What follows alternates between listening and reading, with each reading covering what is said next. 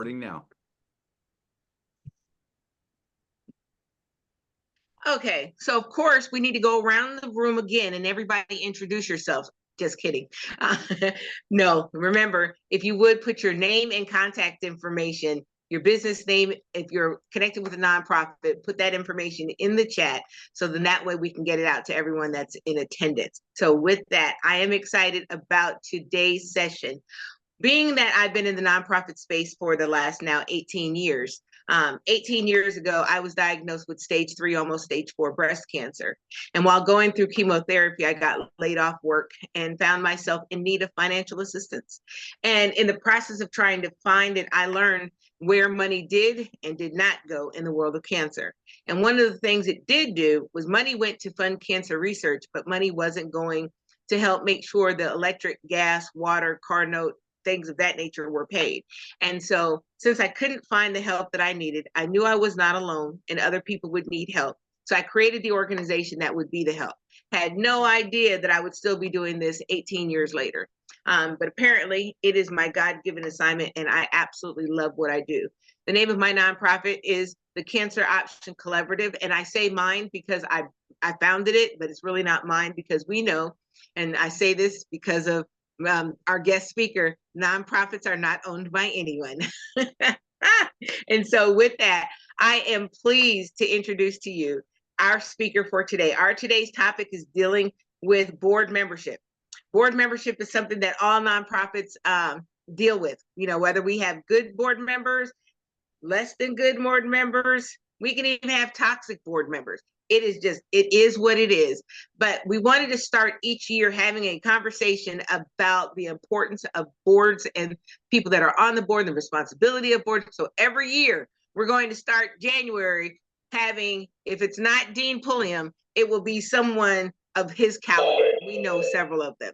And so with that, I want to introduce to you our speaker for today. His name is Mr. Dean Pulliam. He is the lead sherpa of the Pulliam Group. He has well over 50 years of combined knowledge of the nonprofit space. He's been doing this. He's worked with Better Business Bureau.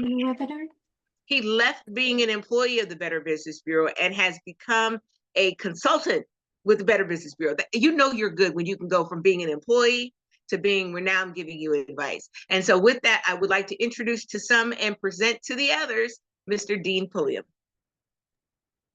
Good morning, everybody. I'm humbled by that introduction, Mary. You continue to embarrass me every time you present me to groups of people. But I do appreciate your support. And yes, I have been involved in the nonprofit sector for 52 years, in spite of the fact that I'm still only 28. So my experience is relevant and pertinent to me. What I discovered as I worked with the Better Business Bureau was that I had some insights that I could share with others in a coaching manner that allowed them to make better decisions for themselves and their organization. And that's when I activated my own consulting firm, and contact information is in the chat. This morning, discussions about governing boards run the gamut from how do you start one to how do you manage one to how do you recruit. I believe it was Simba who said his organization is attempting to recruit 2 more board members. Well, all those processes are absolutely unique with every individual organization. When you've met one board, you've met one board. When you've met 100 boards, you've met 100 boards. And there isn't a single one that's like another. Every governing board has its own unique personality. There's a book that's now out of print, written by a colleague of mine from way back in the 1970s, before some of you were even born, I suspect, that talks about the board as a personality. And as you add members to your board, or as members rotate off, the personality of your governing board will change, and that will influence your skills, your abilities, and challenge you in how you develop a relationship with your governing board. As Mary pointed out, a lot of times founders believe that they own their organization and that they run their board. That may be true from the initial get-go, but over a period of time, governing boards begin to flex their muscle and begin to express their own sense of control over the organization and, in essence, over the executive director and or founder. So it's always wise to maintain a very close working relationship with your governing board. One, excuse me, one renowned board consultant who has used a quip phrase that I think is very appropriate for our nonprofit sector is a lady by the name of Joan Gary, and her last name is spelled Garry. And you can find her on the internet. She's very, very gregarious and shares lots of information. She runs a program that provides assistance to new and entrepreneurial nonprofit leaders. And her cut line is, nonprofits are messy. And that couldn't be any closer to the truth. I can't find any way to adjust that two-word phrase to more closely identify the dealings with a governing board in the nonprofit sector. The state laws in the state of Ohio, where I'm located, actually identify that governing boards are the owners of an organization that they supervise or manage, not the founder, not the executive director. And that responsibility, as I mentioned earlier, is sometimes overlooked by founders and CEOs. And there are cases where founders, long-term executive directors have been marshaled out of their position and away from their organization simply because of the will of the board over a period of time has shifted and changed. And oftentimes that directly impacts the founder when there is a conflict of ideas and a divergence of strategic direction.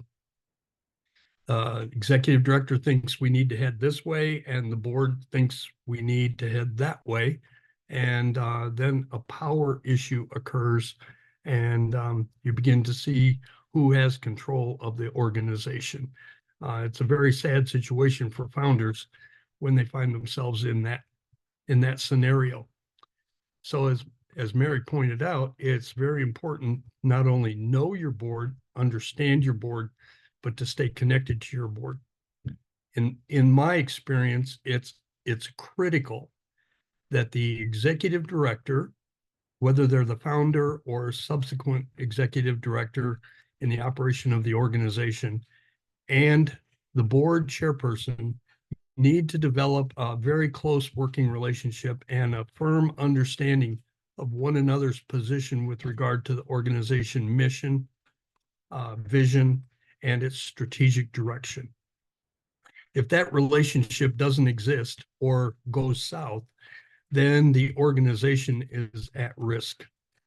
And everyone then needs to pay attention to what's happening internally with regard to relationships, because that's the second most important factor in dealing with governing boards, is that you as the executive director need to have a strong working relationship with every member of the board, not just the board chairperson. They need to know and understand where your thinking is and where your heart is with regard to the organization's mission, and vice versa. As CEO, you need to fully understand who they are, what brought them to your organization, and why they feel the way they do about serving as a member of your governing board. Without that kind of strong relationship, boards begin to drift, and the influence of individual board members begin to take over in board meetings and in the development of strategy if you don't know and understand and have that working relationship to sense where people are at, both individually and collectively as a governing board. As we all know, governing boards are not allowed by statute in most every state to make unilateral decisions. Individual board members are not, nor are board chairpersons allowed to make unilateral decisions. All actions by governing boards need to be taken collectively and applied in a mutually agreed group approach.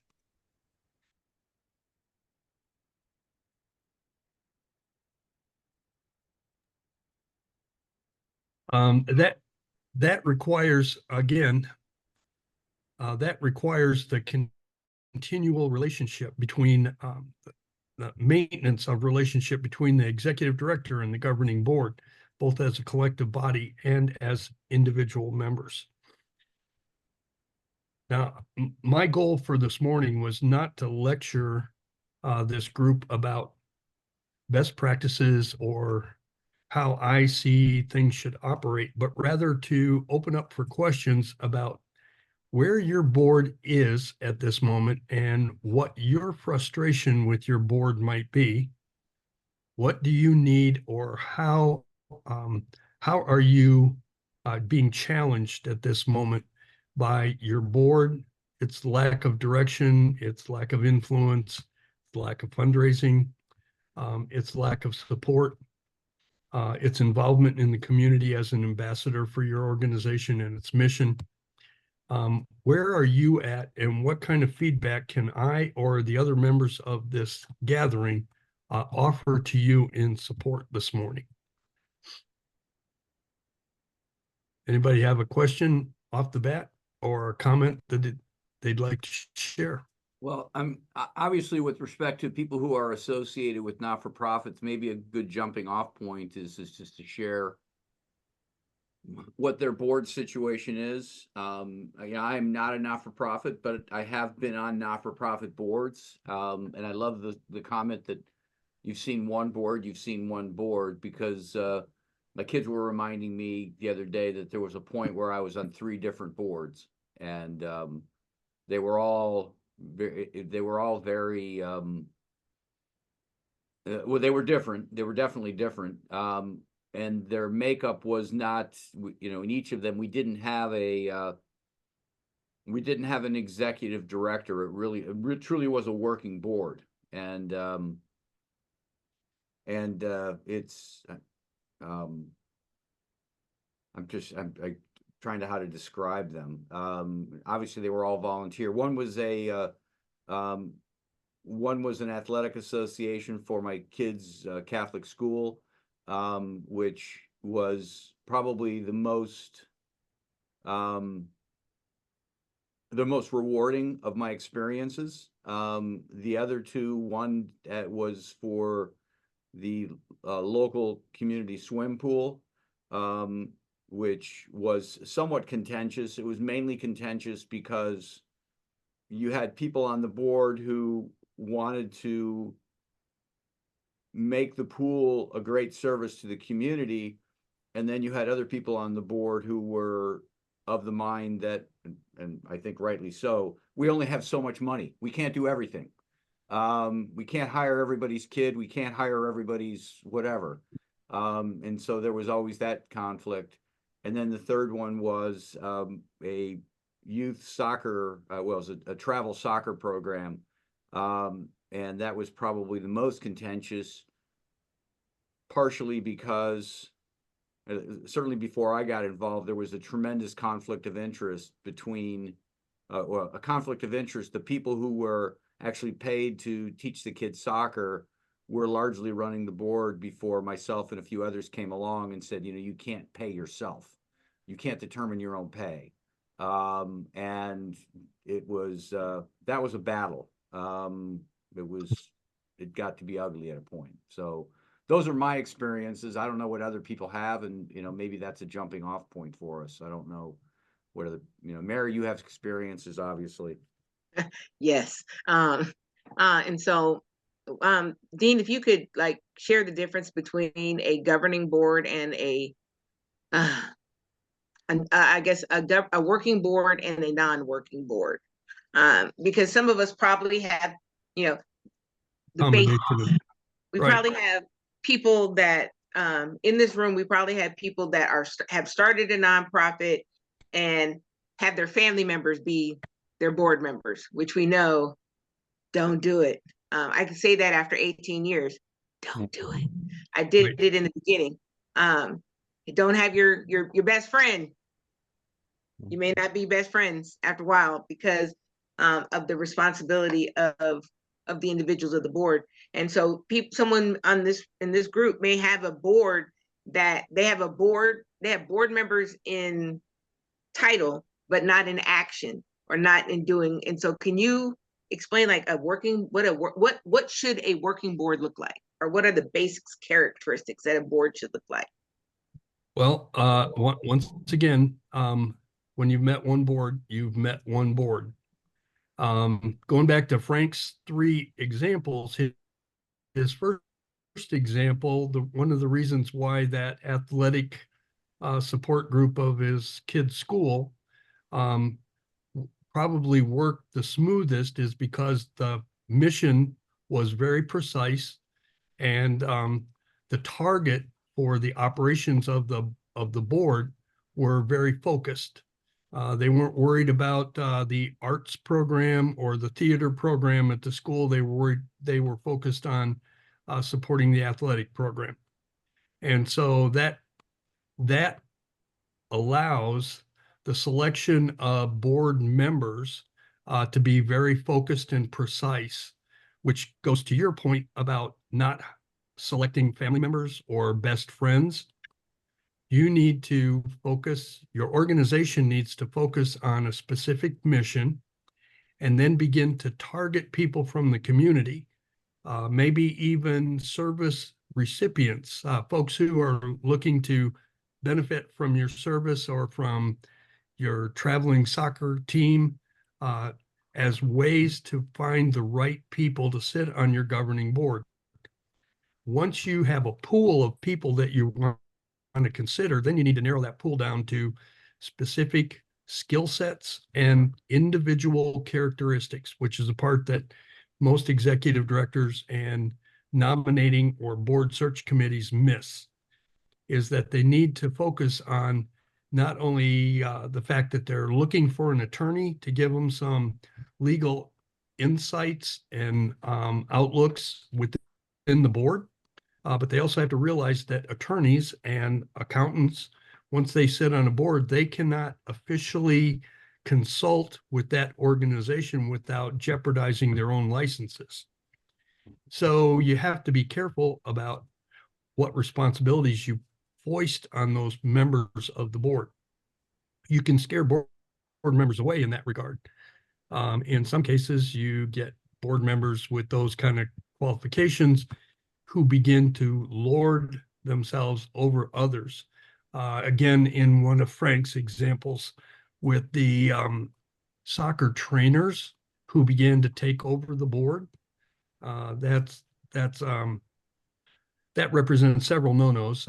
Conflict of interest is kind of an understatement in that regard, simply because they were getting paid, serving on the board, consulting with the organization, and from Frank's comments, apparently exercising total control over the board and its choices.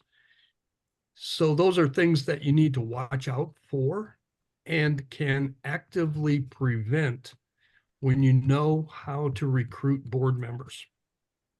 And you don't put out a general announcement to the public necessarily. I don't think it's helpful to advertise on your website that you're looking for board members. The best way to recruit board members is for your current members of the governing board to begin to look at their network and figure out who their contacts are who might serve as support for the mission of the organization. Not to be friends, not to be buddies meeting socially. Sometimes board members join an organization simply because they heard that you're serving coffee and cookies. And other people are willing to join your board because they're looking for a way to enhance their resume. And you need to find the real cause, the real purpose behind someone's interest in your organization.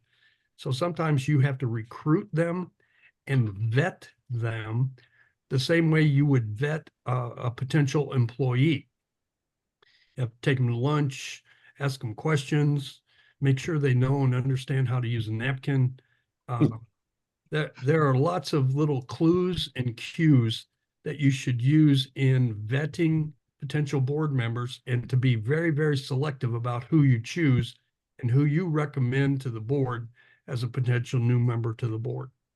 And technically, the recruitment of board members is a responsibility of the board itself. There should be a committee or a subcommittee, and that board chairperson should be one of your most skilled support people in recruiting potential board members and in vetting them, because the culture of the organization, just like Peter Drucker said, no matter how well you strategize, no matter how well you fundraise, culture will eat your strategy for breakfast. And that's a famous Peter Drucker quote that I found extremely relevant in every situation I've been called to look at and try to assess. Is that building a culture of support and engagement and communication between and among members of your board is a critical factor. Thank you for that, Dean. I think let's just get real. Board people that work with nonprofits, most of us, I will say I'll talk about my board, the board. I'll talk about the governing board of the COC. Several of the people are from other states, so we don't meet in person. It's hard to get them to do things. Hey, can you give me a headshot so I can put your picture on the website as being a member of the board? So asking for basic things and just getting them to actually do what we need, endeavoring to respect the fact that they're the governing board. I find myself leading the board. I don't want to. I want there to be someone who can take it over that understands, but that's what I'm dealing with. And I'm sure I'm not alone. And if it's you, feel free to raise your hand. And then I was reading what Lindsay wrote in the chat. So she said, lots of finger pointing, but lack of accountability. We did our annual assessments and there were so many complaints about our low number of partnerships, funding, etc. But the board members won't even reshare a social media post when given a 2-week warning. I deal with that. Lord knows I deal with that. Asking my board members to share to their networks what we're doing. And it's like, if you're a member of the board, you should want to share our information. If you're not sharing it, why are you serving on the board? Then she says that we have set up KPIs, check-ins, trainings, helpful resources, etc. Everything they have asked and more. I find myself chasing adults to remind them of what they need to do, and I can't focus on bigger goals like growing our partnerships and fundraising. And then she asks the question, how can we get them to remember their original agreement and be hands-on in supporting the organization in specific ways? That is an excellent question. And I will add to that, because like I said, I'm talking about the board of the COC. I traveled the country raising money for the organization. I have gone to cities where my board members live. They're there. They live there. And I have asked them, can you give me 2 hours to help me at the event that we're having to raise money? And I get the excuses. And I'm like, why? I mean, we're talking 2 hours to help with what you say you believe in. So in that, Dean, can you speak to that? How can we get them to remember their original agreement and be hands-on in supporting the organization in specific ways? Well, I'm gonna jump in on that real quick, because I know Dean, let me give Dean a rest here. I get it, right? People are volunteers and there's only so much you can do. I read a lot of personal, professional development type stuff, and there's two statements that come to mind. One is from John Wooden, and John Wooden's is that you get what you expect, but you deserve what you tolerate. And a lot of times, if you start tolerating behavior, it just perpetuates itself, and just perpetuates itself because, you know, that's the issue, right? I mean, they know what they can get away with. You've allowed them to do it. The other thing I heard or read was from a book called Tribal Leadership, and this might seem a little terse, but the statement in there is that the whole herd sits up and takes notice with the first clean kill. Meaning, when you make an example of somebody, and I'm not saying be mean about it, but when you stop tolerating things, everybody notices. Okay, this matters. You know, I don't know how that looks. I don't know what Lindsay's board is like, so I don't want to tell anybody what they think they should be doing. But the only thing we can control, and I deal with a lot of volunteers as well in my organization. It's not for profit. The only thing I can control is what I do. That's the only thing I can control. But I can use that. I can wield that rather effectively in getting people to do what I need them to do and having it benefit them, and somehow excluding people who don't do what they do. So with that, I am complete. Dean, go ahead. Well, your clean kill example is extremely precise, and the recommendation that I make to organizations and boards like Lindsay has described is that one of the terms and requirements of a set of bylaws should include attendance at meetings and performance as a member of the board. Remember, volunteers, board members are volunteers. Volunteers are unpaid staff. And that's how you need to engage them. And that's how they need to be managed and processed by a nonprofit organization.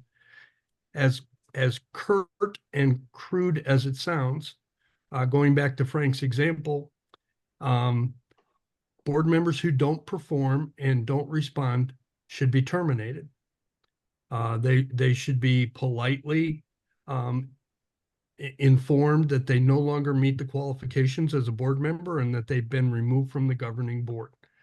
Now, you can't just do that, take that action as the executive director, but between the executive director and the board chairperson, that kind of recommendation should be brought to the governing board for action. Whether you have a working board or a full-fledged governing board that does not engage itself in any of the operations, that decision is a board decision, and it should be made by the board during a board meeting. And then the board chairperson should call that person and say, thank you very much for your service, but you're no longer needed. We need people who will do A, B, and C according to the requirements or the expectations that are signed.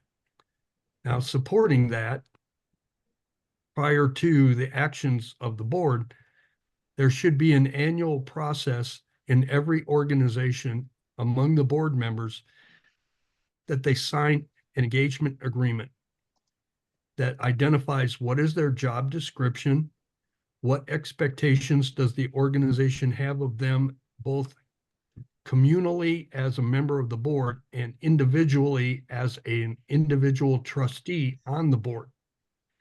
And then they have to sign that annually as their pledge of commitment and service. And that's what you use as the, if you will, the stick, if necessary, and the feather to be able to say, you did a great job this year. We're really pleased with how you've committed yourself to this board and the outcomes that we've collectively achieved. But when people don't perform, it's just like having a poorly performing member of the staff.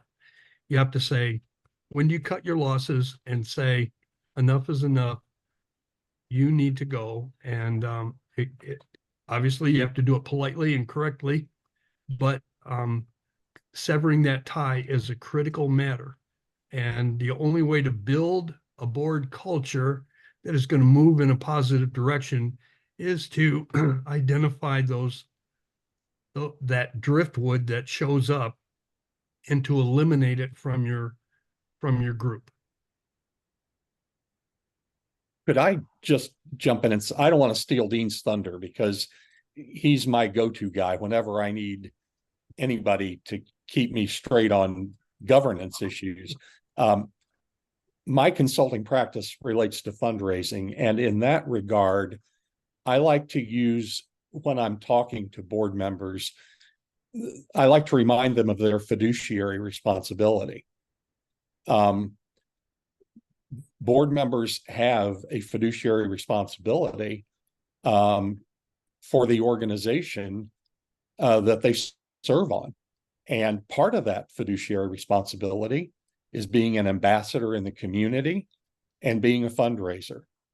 And like I said, I do fundraising work, but I do work with board members in that capacity.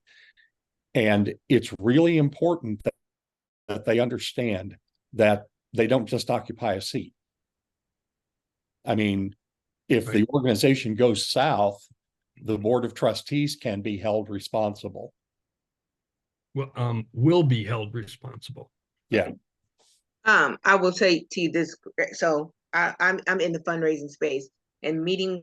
You know, I serve in the not supposed to serve in role of kind of the board chair as well as the executive director.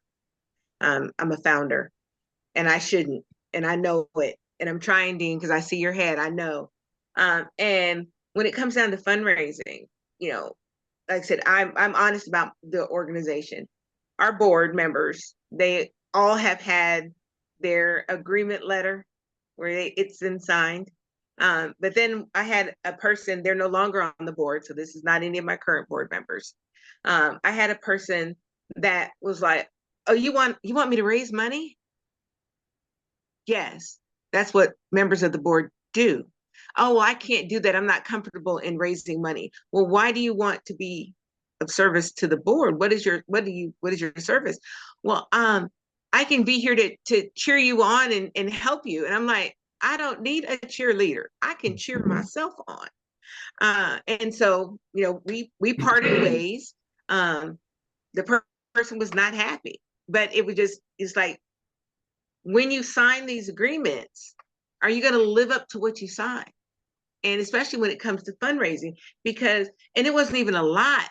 It was like each board member either fundraised themselves $1,000 or put us in touch with someone where we could raise $1,000. That is not a lot at all. That's not a lot. And the person was they were just so nervous about it.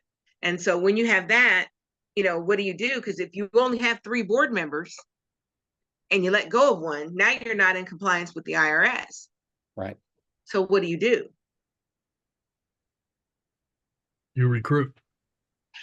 And like I said earlier, in your recruitment process, you have to put strength behind the vetting to explain exactly what is expected of board members before they ever become a member of your board. And fundraising is one of those elements. As Greg said, it's an expectation. It's a fiduciary requirement that boards are accountable for generating sufficient revenue to support their programs. Here in Ohio, it's one of the 4 duties and responsibilities that are identified in state code. And those 4 duties are the duty of care, the duty of loyalty, the duty to manage accounts, which means to monitor the expenses and to generate revenue, and the duty of compliance. In many states, this will tell you how long I've been in this industry. When I was a graduate student in Illinois, way back in before the turn of the century, there were only 3 duties and responsibilities, or fiduciary duties, and they did not include the duty to manage accounts. Ohio has seen fit to add the 4th one and to articulate it quite specifically to identify to governing boards and to individual trustees. If you take on this responsibility, you have responsibility for supporting the organization's financial needs, whatever they are. You voted for the budget, then you have to find ways to help support that budget with revenue. So those are key factors. But in order for them to apply to your governing board, you have to proactively introduce them and coach and monitor those things from the get-go. Even before you sign somebody on to the governing board, you have to tell them, what are the duties, what are the responsibilities, and will you find a way to make this happen? Again, it becomes a matter of communication and relationships, not only at the get-go, but the ongoing development of relationships. As if board members say, "Oh, I'm totally uncomfortable with making the ask," well, there are lots of other elements, as Mary suggested, that go into the fundraising process that don't necessarily require trustees to make the ask. Introductions, advocacy, identification of particular sponsor businesses. Those are all things that board members can do to fulfill their accountability for funding management without making the ask.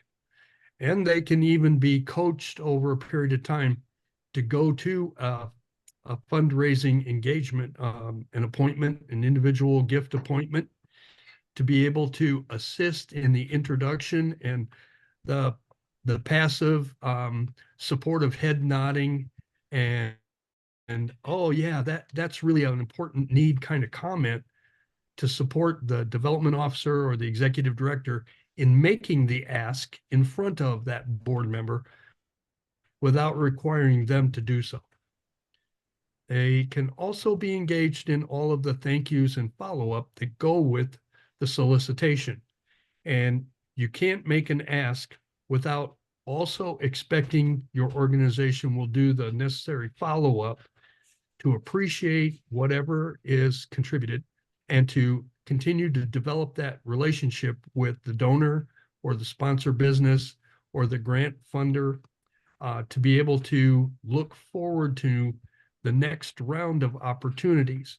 Because if you don't thank people, they won't be knocking on your door or making a future gift. And that's another important role that board members can play in the fundraising element of their responsibility as a governing board member. Hey, There's Greg, I'm sorry. Who is that? This is Simba. Oh, go ahead, Simba. Okay, thank you. Listen, thank you so much for all this information. This is really amazing information that you all are sharing. And personally, I'm learning a lot. Now, I know I announced earlier that, I'm looking for additional board members. And, according to Greg, to Dean, is like, okay, you don't announce like that. You make sure that you get a great connection with board members, to make sure that you get the right person, for that organization. And that was a great learning lesson for me, Dean. Thank you so much. So in our organization, we have a wonderful communication tool with different channels, chat groups and messenger groups and all of that. We try by all means to keep every board member engaged, with what is happening, and make sure that they participate in the fundraising. But one good thing that we also have done is we give each other responsibilities. And whenever we meet, either it's virtual or physically, we try to figure out what have you done in that department that you're working on, and give feedback, and how can we help to make sure that you continue doing that. We give these responsibilities according to each person's strength, and so that helps because each one is working according to their own strength. But my question to you, Dean, is how do you keep the motivation going, for your board members? Because there are moments where it just seems like everything is, not just quiet, but everything. Some people feel like they're putting more effort than others. So I would love to hear more best practice about how we can continue to keep the board members engaged and also motivated. Well, the best way to keep them engaged is to give them responsibilities and set a goal.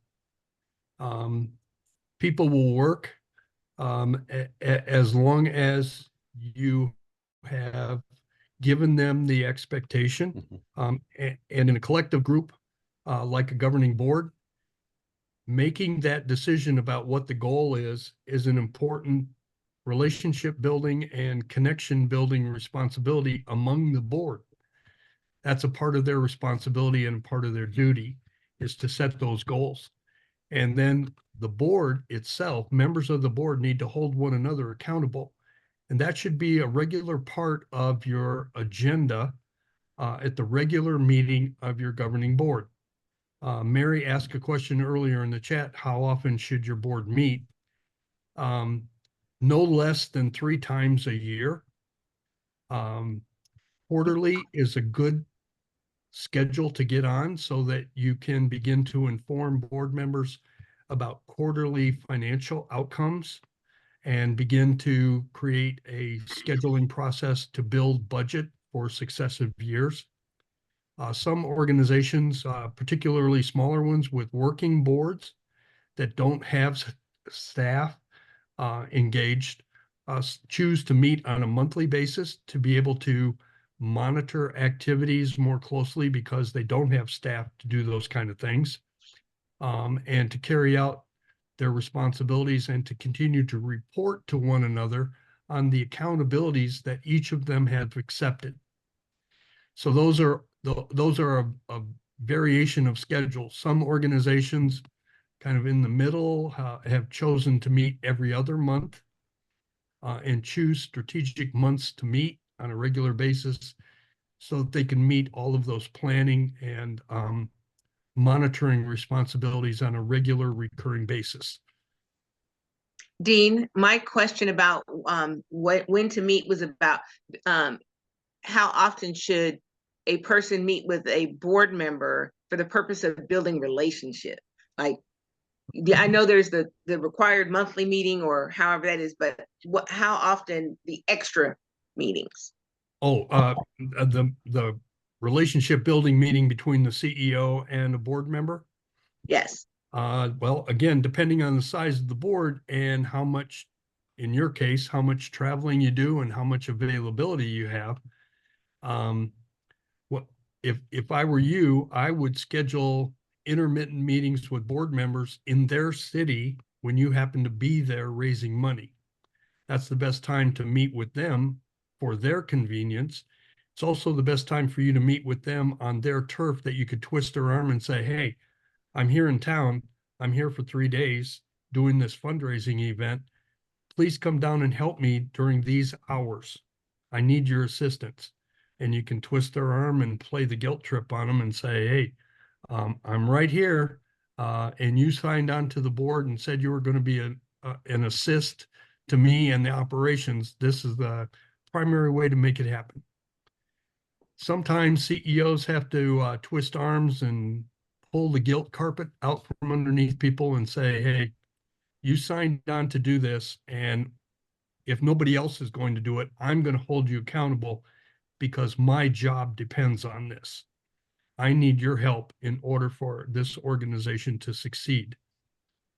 I noticed in the chat that Patricia submitted a question about the expectation agreement. No, that should not be a part of your bylaws. The bylaws are a very specific set of operating rules that the board has collectively agreed to abide by. Once you adopt those bylaws, then the Secretary of State in whatever state you're in will assume responsibility for holding the board accountable to your bylaws.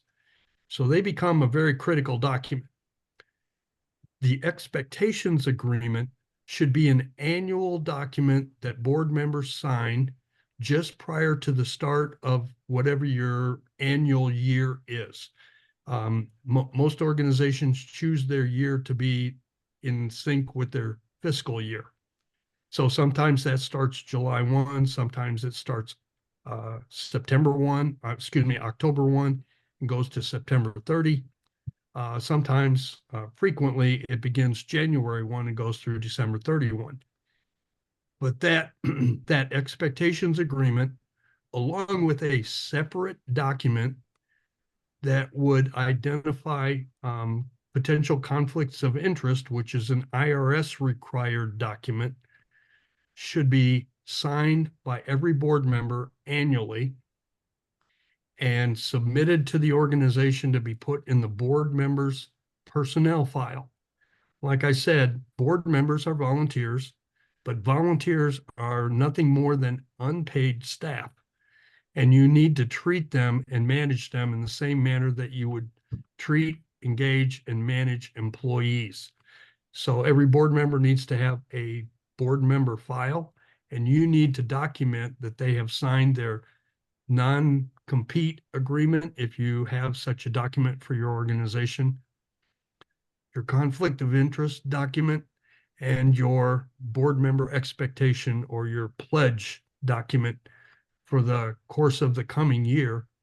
Have those documented and in a file for each member of your board. Would you say those three again? I'm trying to take some notes here. Sure. Some organizations, for instance, the organization that John Martin described as having a specific curriculum that they're teaching and using as a training tool for young adults in his section of Southeast Ohio. There may be a non-compete clause or document that board members are expected to sign, which also says that you will not divulge any of our secrets, entrepreneurial documents, or that's not the right word. Our private documents, private information, you'll not divulge it to anyone outside of here, and you have access to it only while you're an active member of the governing board. The second document is the conflict of interest document. And that is an IRS required document sign off that you should be recognizing when you fill out your IRS 990 form. There's actually a yes or no question. If you answer that no 2 or 3 years in a row, you might get a call from somebody asking why you're not in compliance with the IRS nonprofit requirements and expectations. And the third one is that expectation agreement, whatever you call it, the duties and responsibilities, the annual board member pledge form, whatever you call it, that is the third document that needs to be signed and dated annually.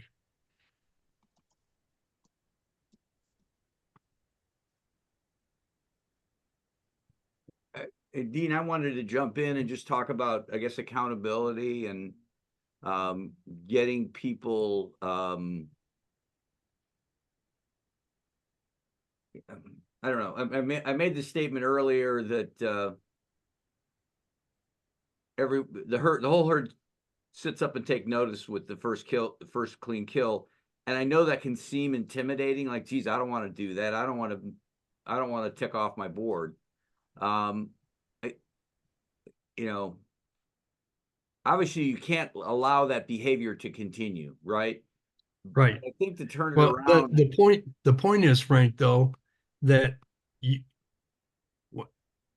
when people are behaving in that fashion and they're not producing, they're not following through, not only in regards to you as the CEO, they're not fulfilling their duty and their pledge to the other members of the governing board.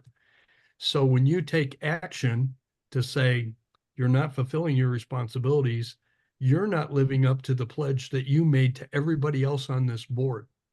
And you may be ticking off one board member by saying that to them, but you may be reinforcing the feelings and the sentiments of every other board member who feels ticked off themselves because that board member is not pulling their weight or fulfilling their responsibilities, which then has a negative impact on everybody else.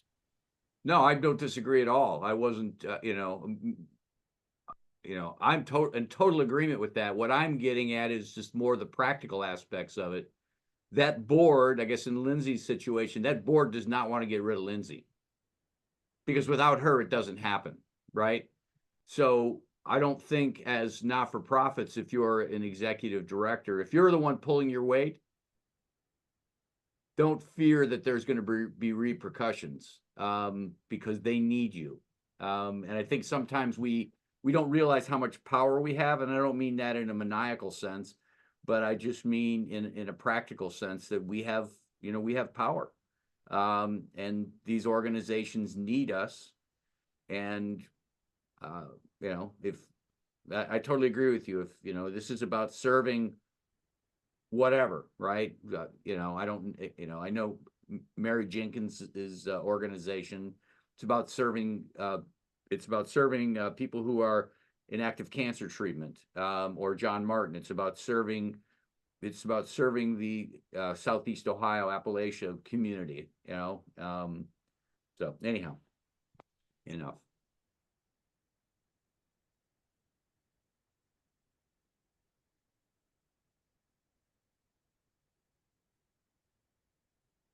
It's like I killed the conversation. Sorry.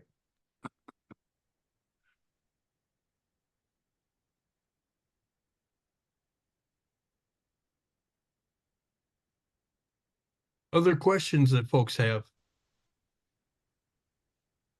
Yes, I have a question. Go, Okay, Melissa. so my nonprofit has only been existing, I could say like legally with all my documentation in order for just the past year. So I'm really considered still as a startup organization.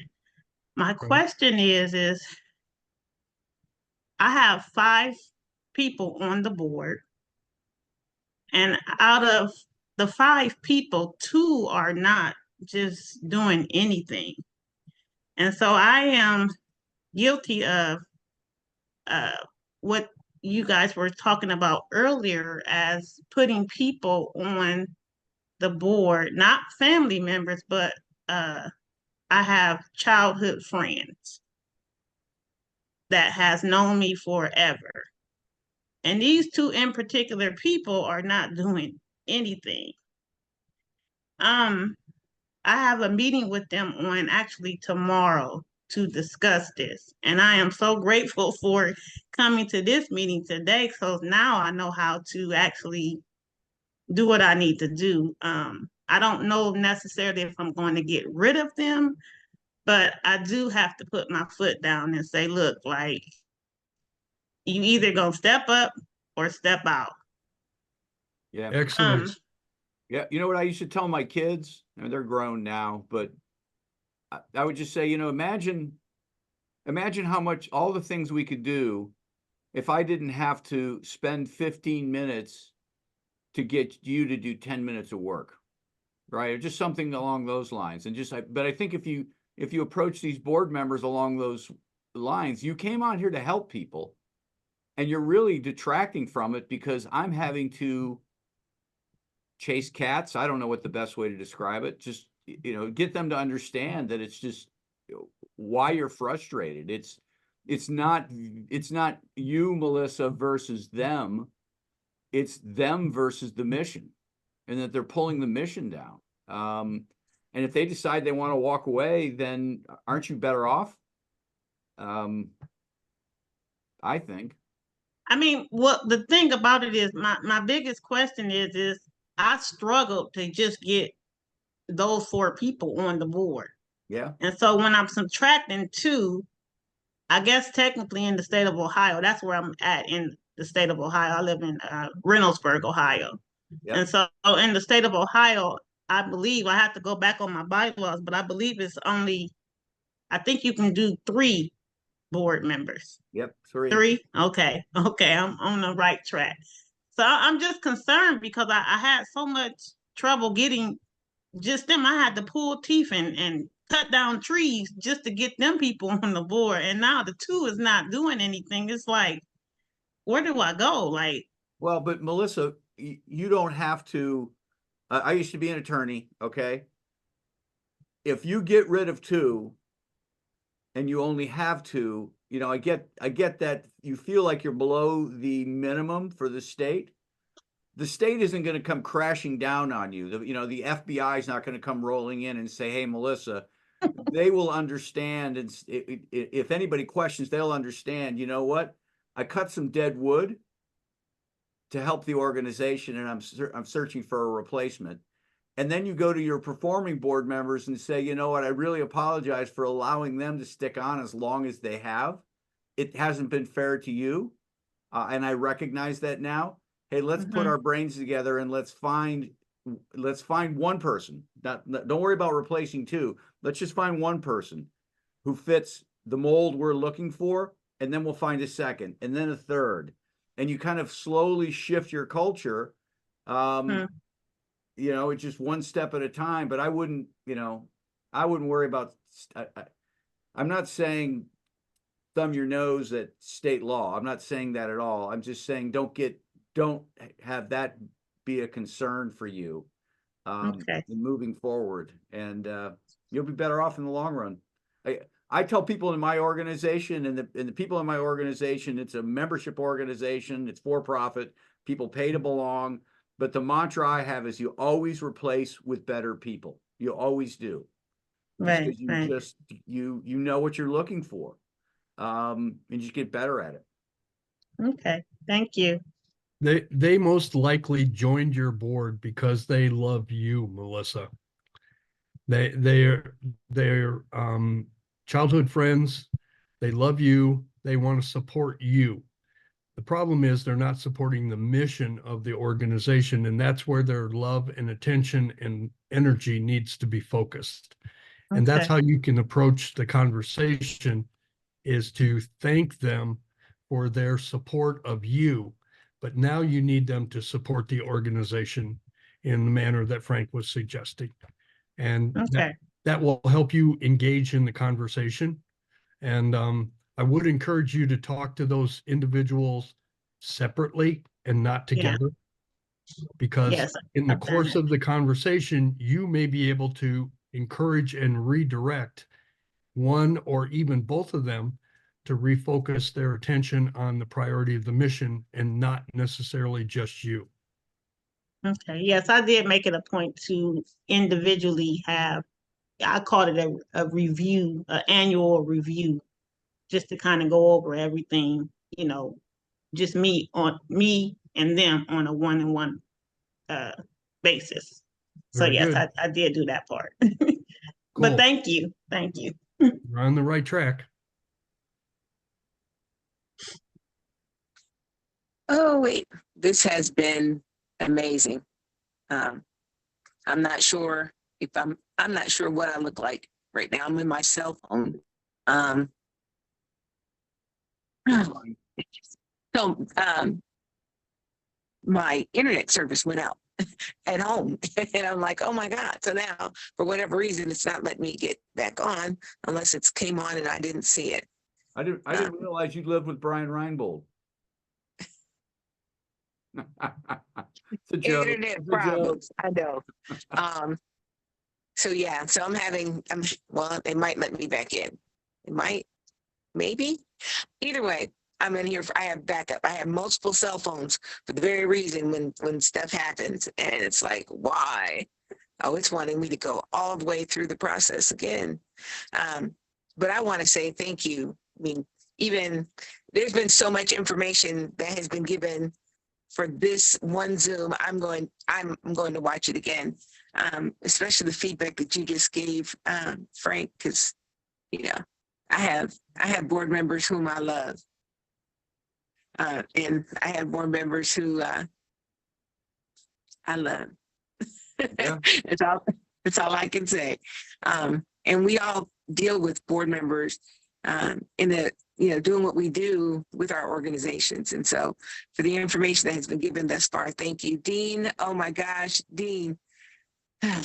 Every year you always got to be available to start us off with having the conversation with board membership.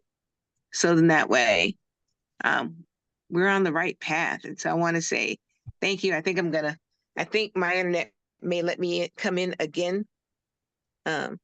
Well, while you're trying to do that, let me just talk about next month.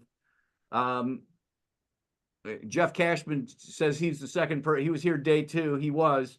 Next month, Jim Bishop's going to be in. He was in day 1. He and I were there the first day putting this together. Jim is a financial advisor, very accomplished financial advisor. I hear his name all the time around Columbus. He's going to come in and talk about planned giving and all the tools that, we as not-for-profits, you look for people to invest in your mission.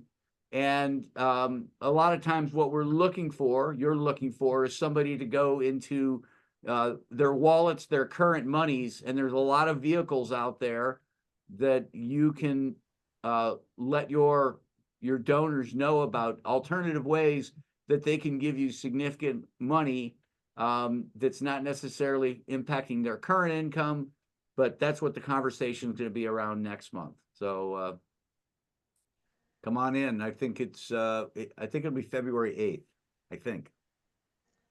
Planned giving is important. I actually saw an article that was talking about going forward with nonprofits, the importance of having planned giving, to pursue planned giving. If you are not pursuing planned giving, you are missing out.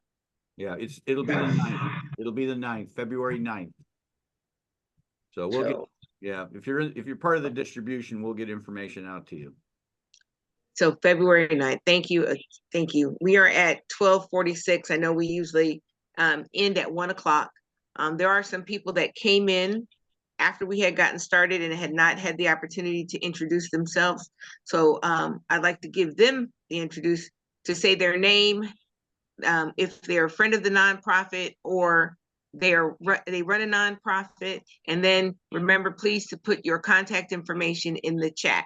So with that, I see we have Delasper Sanders. Are you able to come on?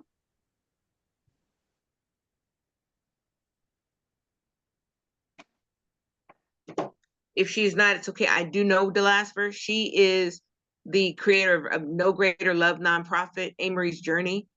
She is in the nonprofit space as the founder of an organization that provides services to children who are autistic and that have other autistic related diseases. I hope I'm saying that correctly, Delasper. If not, put your information in the chat. Next, we'll go ahead with Patricia Neal. We didn't hear from you. Aha. What do you want? Your name, if you're a friend of the roundtable, or if you lead a nonprofit, and if so, the name of the nonprofit. Right. I'm Patricia Neal, got here through Brian Reinbold. Thanks, Brian. This was an awesome session. So I think it's only my second or third to attend. I'm in Minneapolis, and my nonprofit is Center for Purposeful Leadership, and we're just 2 years old. So still startup. I'm finished. Congratulations on being 2 years old. Yeah. I remember when, so my heart goes out to you. Next, we'll have Brian Curtis. I am Brian Curtis. I work for the Awesome Company, as you can see on this wonderful embroidered hat. They print T-shirts and apparel, and their mission is to employ adults with autism. A couple months ago, our wonderful founder and co-owner of the company, myself and another colleague, were on the Kelly Clarkson show to talk about the awesome company and their mission, and yeah, worth checking out. And then yeah, that's me in a nutshell. And I am a friend of the nonprofit. It's good to be back at this. I'm glad to see you here. It's been a while. Yes. Let's make certain you come in every month. Hopefully you'll be here with us. I do see that Renee Vidor is on here. Renee, are you able to come off mute and speak? Renee, she might, but she indicated she was having some internet problems too. So Okay. I can't see back that far because I was out and back in. Okay. Well, Renee, put your information in the chat. That's good. That is the assignment for the day. Put your information in the chat. Your name, your company or nonprofit, contact information, your mission, email, phone number, so that way we can stay in touch. And can I ask a quick question? You said this is, well, it's recorded. I know that. Can I send this to I'd like to send this to my board members? Oh, absolutely. Please do. Okay, good. Yeah. So we actually, the Charitable Roundtable has a YouTube station. Oh, that's right. Where we upload them. So there are, this one and previous ones will be uploaded to that page. I'm gonna look it up right now. Yeah, Patricia, I will get that as soon as this meeting's over. It'll download to my computer. Unless I start having internet problems. I hope this isn't contagious, guys. I just put my email in the chat. I can get the link out. So. Okay. One other person that we did not get to hear who they were, but they spoke, is Greg Kellison. Yeah, thank you. I came in late and I'm sorry about that. I'm a friend and a colleague of Dean Pulliam. He's my go-to guy for anything related to governance stuff and board stuff. I'm a consultant also, and I focus on fundraising. Thank you for sharing. My recommendation to everyone is to schedule a time to speak with Dean Pulliam. Everyone needs to have Dean in their life. I can say the organization that I had would not be where it is if it were not for Dean, because I will send Dean a message in a minute, boohoo crying about stuff going on. I do the same thing with Frank. And Jeff, when I get your cell phone number, you're going to be on there too. So, because I know I wish I could go back to what Brian said. Brian had posted a message that talked about the mission of you. And if I'm saying it wrong, Brian, correct me. The mission, our passion for the mission of what we do should not outweigh our ability to ask for help. We should not be afraid to ask for help. And the beautiful thing of the Charitable Roundtable is every month we're looking to provide a topic that will benefit nonprofits. And so I will put this out there as well, because right now it's Brian, Frank, and myself, but we are always open to recommendations from other people. We would love to have a conversation with you to see how we can make it, even bigger, because more heads together, we can do more things. So I want to make sure I put that out there. I want to thank everyone in our last 8 minutes. Does anyone have a takeaway? Something that just stood out that they heard on today? And if that is you, raise your digital hand. So that way we can call on you. Renee said, I'd love to connect with anyone on LinkedIn. Oh, definitely look for us on LinkedIn. I think all of us should have a LinkedIn profile as well. And let's see. Looking in the chat. Brian says, thank you all for being here. And thank you, Mary, for making this happen today. I know, Brian, I missed your voice, but I'm going to look forward to hearing it next month when you lead. So I'm excited about that. So, but then again, like I said, does anybody have any specific takeaway takeaway? Renee said, picking board members is crucial. Good to learn before doing so. Thank you. Yes. Yes. Lord knows. Board membership. Dean, do you have anything that you want to close us out with? Oh my gosh, the topic is so expansive. I'd be happy to respond to individual concerns or questions. Just check me out on LinkedIn at Dean Pulliam, and you should be able to call me up right away. My telephone number, my email address are in the chat. You have to scroll all the way back up to the top somewhere, but you can connect with me through Gmail, Dean Pulliam at Gmail. It's real easy. And that only happened because one of my electronically astute sons got me involved in the internet, this thing called the internet long, long ago. So I'm grateful to him, and I appreciate everybody's questions and inquiries. I'd be happy to share feedback, offer insights. If you have a specific question about your organization, your board, or your relationship with the board chairperson. And as Mary alluded, I am a continual thorn in her side to push her out of that role of being board chairperson and founder CEO, because at some point, Mary will not be able to travel and fundraise, and her organization needs to transition, and that's something that you have to plan for in advance. You can't just get up to the precipice and say, oh, I'm ready to jump out of here, and my organization will continue to move forward. You have to plan for the health of your organization going forward from day one. You have to have an exit strategy and begin to build that process along the way. And I am in that process now because we are 18 years old, and I'm saying that at year 20, I'm retiring. I'm saying it. Whether or not I'm really going to do it, I don't know. Yeah, sometimes saying and doing are two different things, Mary. Correct. John Martin, did you have something that you wanted to say before we close out? Yeah, I thought this was a great meeting. I was noticing you didn't have your information in the chat. Thank Could you for you reminding put me. that? Yes, I will do that right now. Okay, thank you. I do have a takeaway.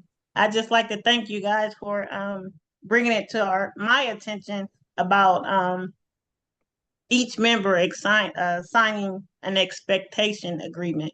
That was the first that I've heard of that. Even through my business consultant, she never mentioned any of that, and she's the one that actually helped me, set up all the things. And I was, doing a lot of learning from her, but she never mentioned that. So that was a great takeaway for me today. Great. That's good. Anyone else? Totally agree. Just want to go back and restate, Joan Gary is a resource that you can access on the internet. She has a newsletter that comes out on a weekly basis. She addresses individual topics related to nonprofits and nonprofit leadership. And going back to Melissa's comment, Joan Gary's cut line couldn't be more appropriate today than it was when she first started using it, when she calls nonprofits messy, because they are. And they are different than for-profit organizations. They function differently than for-profit organizations. That their culture is different than for-profit organizations. And you have to pay attention to those differences. And remember that you're not for-profit, but that also means you're not for not-profit, because at the end of the year, you have to have a margin between what you spent and what you raised. And that has to be a positive margin, or next year there'll be no mission. And so you have to generate in the nonprofit field what is called excessive revenue. It's a fancy term for profit that doesn't use the P word in the sense of your organization's operations. It's critical for board members to understand that they're different than a for-profit organization. They can't run a nonprofit like the neighborhood hardware store or the gift card store downtown.